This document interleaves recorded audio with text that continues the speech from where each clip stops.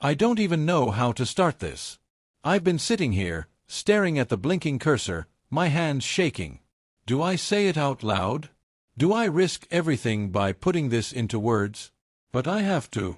Because secrets, they fester.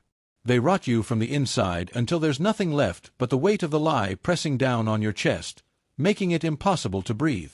And I've carried this for too long. My name doesn't matter. Not really.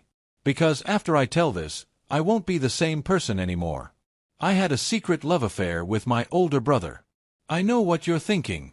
I know how disgusting that sounds. I've thought it too. 1,000,000 times. But things aren't always so black and white. I wish I could tell you it was a mistake, a one-time thing, something that happened in the heat of confusion and was never spoken of again. But that would be a lie. It was more than that. It was everything. It started when I was 16. No, maybe it started before that. Maybe it started when we were kids, when we were just two lonely souls trapped in a house that was never really a home. Maybe it started with the late-night whispers, the way he looked at me like I was the only person in the world who truly saw him. Maybe it started the day he wiped my tears when our parents screamed at each other downstairs, or the first time I realized that his voice, his presence, was the only thing that ever made me feel safe. You have to understand, we weren't normal siblings. We weren't raised in a house filled with warmth and laughter. Our parents were strangers to us, lost in their own lives, their own battles. We had no one but each other.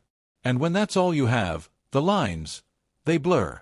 I should have known it was wrong the night he touched my face, his fingers lingering a little too long. The way he whispered my name like it was sacred, the way my skin burned under his touch. I should have pulled away. But I didn't. Because, God help me, I wanted it too. It wasn't lust. Not at first. It was comfort. It was safety. It was the only love I had ever known, and I was starving for it. I know you're judging me. I can feel it. But if you've never been desperate, if you've never felt the kind of loneliness that makes your bones ache, then you'll never understand. I don't expect you to. I just need to tell the truth. Because this secret has been eating me alive. And maybe if I finally say it out loud, I'll be able to breathe again. The summer I was 9 and he was 12, we built a secret world between us. It was the summer of golden afternoons, of fireflies blinking in the dusky air, of grass-stained knees and whispered plans. The summer of sticky ice pops melting down our fingers, of running barefoot on sun-warmed pavement, of knowing without a doubt that we belonged to each other not in any strange, twisted way, but in the way two lonely kids do when the world outside their front door doesn't feel safe. Our house was never a home, not really. It was walls and a roof and doors that slammed too often, voices that rose in anger or worse, silence that stretched so thick it choked. The air inside always felt heavy, like a storm waiting to break. But outside was different. Outside, we had the creek at the back of the neighborhood, hidden past the overgrown path where no one ever bothered to go. It was our place. The water was shallow, always cold, the kind that bit at your skin but never enough to make you leave. The trees there leaned in close, like they were trying to keep our secrets. He found a fallen branch once, long and smooth, and he whittled the end with his pocket knife until it became a perfect spear. I still remember how he grinned when he handed it to me, the way he said, "Every explorer needs a weapon." We were explorers that summer, warriors in a world of our own making. We named the trees after old kings and pretended the flat rocks by the water were ancient ruins. He showed me how to sharpen sticks, how to tell which way the river was flowing by watching the way the leaves drifted, how to skip stones so far they seemed to dance across the surface. And he always walked ahead of me, always kept an arm in front of me when we crossed slippery stones, always grabbed my wrist if I wobbled. I never once felt afraid when I was with him. One afternoon, a storm rolled in faster than we expected. The sky turned the color of bruises, the wind picked up, and before we knew it, the trees above us were groaning with the weight of the coming rain. The first fat drops hit my skin, cold against the warmth of the day. I remember the way his hand found mine without hesitation, his fingers curling around mine as he said, "We have to run." And we ran. We ran through the trees, laughing as the rain poured down in thick sheets, our clothes soaked through in seconds. I slipped once, my foot catching on a root, and for a moment, the world tilted. But before I could hit the ground, his arm shot out and caught me, steadying me like it was the most natural thing in the world. "Careful," he said, his voice gentle even over the storm. "I got you." By the time we made it back to the house, we were dripping, leaving puddles in the hallway, our mother yelling something about tracking mud inside. But we didn't care. We just grinned at each other, our chests heaving, our hands still linked like we'd forgotten to let go. That night, as the storm raged outside, I lay in my bed, listening to the rain lash against the window. And for the first time in a long time, I didn't feel trapped inside that house. Because I knew that just across the hall, he was there. And no matter what, I knew he always would be. I don't know when it started. I've tried to pinpoint the exact moment, tried to dissect my memories, to comb through the years like a forensic investigator searching for the first crack in a foundation. But there's no single moment, no sudden shift I can point to and say, that's when everything changed. It wasn't like that. It was slow, quiet, creeping up on me like a tide I didn't notice until I was already waist deep. At first, it was just admiration. That's what I told myself. He had always been my protector, my constant. The one who walked ahead of me through the woods, the one who stood in front of me when our father was in one of his moods, the one who taught me how to ride a bike and didn't laugh when I scraped my knees. The one who made me feel safe. But then, one day, I was watching him and I felt something different. It was a small thing, so small it should have meant nothing. The sun was setting, turning the world honeygold, and he was sitting on the back steps, stretching out after a long run. His shirt was damp with sweat, clinging to the sharp lines of his shoulders, and his hair was messy, sticking up at odd angles. I was standing at the door, about to call him inside, but then I hesitated. I don't know why. I just stood there, staring, my heart suddenly unsteady in my chest. It felt wrong this moment, this feeling. My own body betraying me with a warmth I didn't understand. My fingers curled into the fabric of my sleeve, an ache settling somewhere deep in my ribs. I should have looked away. I didn't. And that was the first time I knew something was different. After that, it was a series of moments. Nothing drastic, nothing dramatic. Just small, quiet shifts that left me feeling unsteady. Like the time he ruffled my hair absent-mindedly, and instead of swatting his hand away like I usually did, I felt my breath hitch in my throat. Or the time he fell asleep on the couch next to me, and I caught myself watching the slow rise and fall of his chest, the way his lashes cast shadows against his cheekbones. Or the time he really hugged me after I'd had a terrible day, and for one horrible fleeting second, I wanted to bury my face in his neck and just stay there. It wasn't supposed to be like this. It had always been simple before. He was my brother. My protector. The one I looked up to, the one I trusted more than anyone else in the world. But now I was noticing things I was never supposed to notice. The way his hands looked when he ran them through his hair. The way his voice softened when he spoke to me, different from how he spoke to anyone else. The way his lips parted slightly when he was lost in thought. I hated myself for it. Every time I caught myself lingering too long, every time my pulse jumped when he touched my shoulder, I wanted to claw the feeling out of my chest. I wanted to rewind time, to go back to before this awful, confusing weight settled in my stomach. But the worst part was that some part of me didn't want it to go away. And that terrified me more than anything. The air crackled. Not with electricity, but something thicker, heavier. It was the unspoken, the simmering tension that had been building between us for months. Years, maybe. I could feel it in the way he looked at me, a lingering glance that held more than brotherly affection.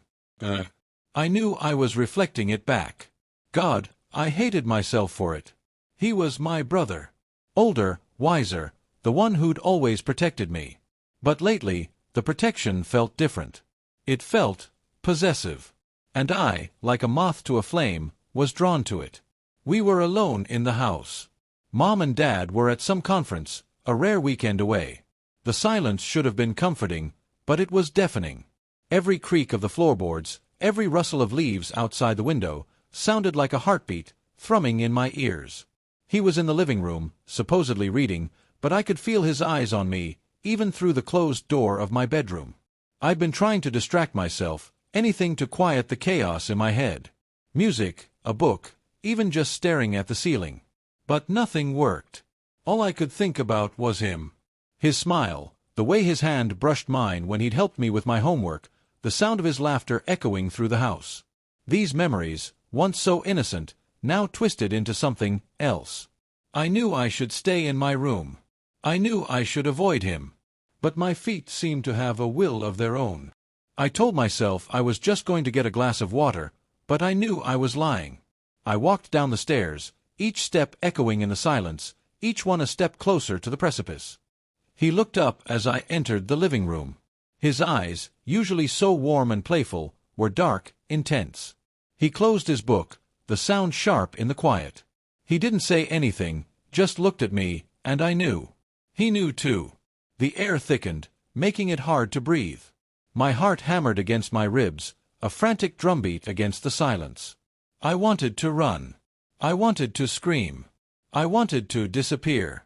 But I was frozen, rooted to the spot by a force stronger than fear, stronger than guilt. It was a pull, a magnetic force that drew me to him, closer and closer. He stood up, and I swear the world tilted on its axis. He was so close, I could feel the heat radiating from him. His hand reached out, hesitant, and brushed against my cheek. A jolt, like electricity, shot through me. "You're beautiful," he whispered, his voice rough, almost a plea. I couldn't say anything. My breath hitched in my throat. His fingers traced the line of my jaw, sending shivers down my spine. I closed my eyes, just for a moment, just to savor the feeling. The forbidden, intoxicating feeling. His lips brushed against mine, a feather-light touch, and then, deeper. A kiss that stole my breath, that ignited a fire within me I never knew existed. Time seemed to stop. There was only us, in that moment, lost in the tangled mess of emotions. His arms wrapped around me, pulling me closer, and I clung to him, desperate, as if he were the only anchor in a storm. The kiss deepened, more urgent, more demanding. And in that moment, the line was crossed. The line we'd danced around for so long, the line we both knew was there, but neither dared to acknowledge. It was gone. And then, as quickly as it began, it was over. He pulled back, his eyes filled with a mixture of desire and regret. I stared at him, my own emotions a swirling vortex of confusion, guilt, and a strange, undeniable sense of relief. Relief that the tension had finally broken, that the unspoken had finally been spoken. But the guilt was there too, heavy and suffocating. What had we done? He looked at me, his expression unreadable. He opened his mouth as if to speak, but then closed it again.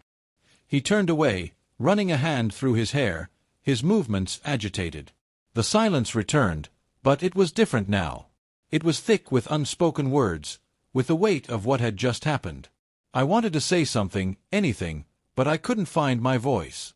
I just stood there, watching him, my heart aching with a mixture of longing and fear. He walked to the window, his back to me, and stared out at the night. I knew I should leave. I knew I should go back to my room and pretend that nothing had happened. But I couldn't move. I was trapped, caught in the web of our shared secret, bound to him by something stronger than blood, something darker, something forbidden. And in that moment, I knew that our lives would never be the same. It was the way he wouldn't meet my eyes. That's how I knew. Not in a dramatic, world-crashing-down kind of way. Not in some explosive confrontation. It was quiet. Subtle. Just a shift in the way he looked at me, or rather, the way he didn't. It started with little things. Missed glances. Awkward silences. Moments when his hand would twitch like he wanted to reach for me, but then curl into a fist instead. I told myself it was nothing, that I was imagining it, that nothing had changed. But deep down, I knew better. We were unraveling. He started keeping his door closed at night. We had never needed closed doors before. Our whole lives, we had existed in this bubble of unspoken trust, of knowing the other was always there, always within reach. But now there was a barrier, and I felt the weight of it like a stone in my chest. I stopped waiting for him in the mornings. He stopped asking me where I was going. We became careful, like two people balancing on the edge of something too sharp, afraid of falling, afraid of cutting ourselves open. And then came the night everything shattered. Our mother had been watching us. I should have realized it sooner. I should have noticed the way her eyes lingered, The way her brows pulled together when she caught us sitting too close on the couch, the way she hesitated before speaking, as if she was debating whether to say something or not. But that night she did. I was in the kitchen, rinsing my hands in the sink, when she spoke soft, careful, but heavy with something that made my stomach turn to ice. "You and your brother have been close lately." It wasn't a question. I turned too fast, my breath catching, my pulse a frantic drum against my ribs. I tried to play dumb, to force my lips into a confused smile, but the weight of her stare pinned me in place. She knew. Or maybe she didn't. Maybe it was just a suspicion, a flicker of doubt she hadn't been able to shake. But even that was enough.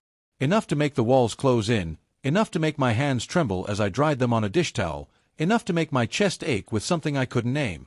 I don't even remember what I said to her. I just remember nodding, saying something dismissive, something meant to reassure. But when I left the kitchen, I felt sick. And when I saw him sitting in the living room, flipping mindlessly through channels, my stomach twisted even tighter. He must have seen it on my face. The moment I stepped into the room, he sat up straighter, his fingers gripping the remote too tightly. "What's wrong?" I wanted to tell him it was nothing. I wanted to pretend we could keep going, keep pretending, keep holding on to something we should have never had in the first place. But I couldn't. I sat down on the opposite end of the couch, too far away, too distant. He noticed. His jaw tightened. "She knows," I whispered.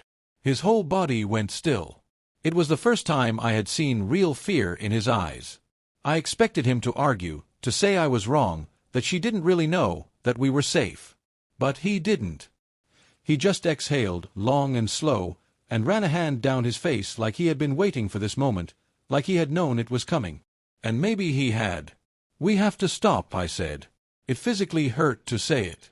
My throat burned, my chest ached, my hands clenched into fists so tight my nails dug into my skin. But I forced the words out, because I had to. Because this was the end, and we both knew it. He nodded. But he didn't look at me. And that was how I knew it was real. Because if he had looked at me, if he had let me see whatever was in his eyes, I might have broken. The days after that were worse than anything I could have imagined. We stopped talking when we didn't have to. He left the room when I entered. I avoided places I knew he'd be. Every second was a battle between wanting to fix it, wanting to take it all back, and knowing I couldn't. The worst part was that I didn't know how to be without him. He had always been my constant, my protector, my home. And now I was drifting, lost in a space that used to be filled with warmth, now gone cold. But this was what had to happen. I told myself that every time I saw him from across the room and felt my chest tighten. I told myself that when I lay awake at night, staring at the ceiling, feeling the weight of the empty space where he used to be. I told myself that over and over, until maybe one day, I'd believe it. Time dulls things. That's what people say. That wounds heal, that scars fade, that memories soften around the edges like old photographs left out in the sun. That someday, you wake up and realize the weight you carried for so long isn't quite as heavy anymore. Maybe that's true for most things. But not for this. Not for us. There are days, most days, even when I don't think about it. When life moves forward like it's supposed to, when the past feels like another lifetime, like a story that doesn't belong to me anymore. I wake up, I go to work, I talk to people who will never know who I was before. I smile. I laugh. I exist in a way that makes it easy to forget that once, there was something else, something deeper, something I can never put into words without watching people flinch. But then there are moments. A song plays on the radio, one he used to hum absent-mindedly while tapping his fingers against the steering wheel, and suddenly I am 17 again, sitting beside him in the car, watching the sunset paint his profile in gold. A scent drifts through the air, something faint, something familiar with smoke and summer grass, and I am back in our secret place, hearing the rush of the creek, feeling the press of his hand against mine, steady and warm. I catch a glimpse of someone walking ahead of me, shoulders just broad enough, hair just the right shade, and for a split second, my breath catches. My heart betrays me.